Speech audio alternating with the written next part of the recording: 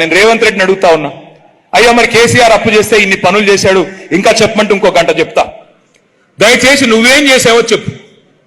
4 లక్షల కోట్లు అప్పు చేసి 2.5 ఏళ్లలో నువ్వు చేసిందేంది, సాధించిందేంది, తెలంగాణకి వండి వారించిందేంది చెప్పమని కోరుతా ఉన్నా. ఒక్క పని ఏదన్నా ఫలానా పని గొప్ప పని చేశాడు రేవంత్ రెడ్డి గారు అని చెప్పుకునే పరిస్థితి ఉందా? చేశాడు గొప్ప పని. ఖమ్మంలో ఏం చేశాడు? వెలుగుమట్లలో పేదవారి ఇండ్లన్నీ నేలమట్టం చేశాడు. 1000 ఇండ్లు. ఎందుకు?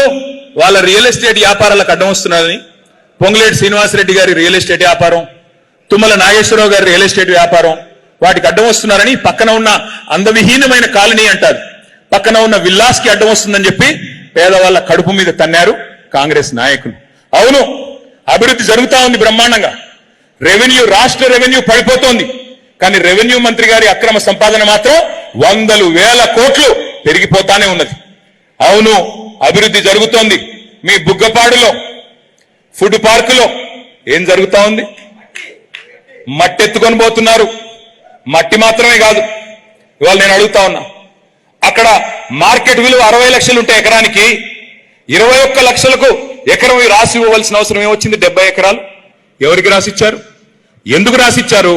అదే కంపెనీ పక్కన మార్కెట్ లో 60 లక్షల ఎకరం ఉంటుంది పక్కకే, కానీ ఇక్కడికి వచ్చేసరికి 21 లక్షల ఎకరాలు. ఎవరి కోసం?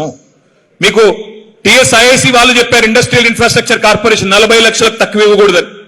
మార్కెట్ వాల్యూ 60 లక్షలు, 40 లక్షలేమో మరి టిఎస్ఐఐసి వాల్యూ. ఏది కాదని 21 లక్షల రూపాయలకి ఎకరం ఎందుకు ఇవ్వాల్సి వచ్చింది? 21 లక్షలు ఒకటే కాదు, మట్టి సీతారామ ప్రాజెక్ట్ నుండి 100 కోట్ల మట్టి దోపిడీ చేస్తున్న మంత్రి ఎవరు తెలవదా మీకు? మీ గౌరవ వ్యవసాయ మంత్రి గారు, ఆయనే ఉన్నారు దాని వెనకాల. ఇది జరుగుతా ఉంది వాళ్ళ రాష్ట్రంలో.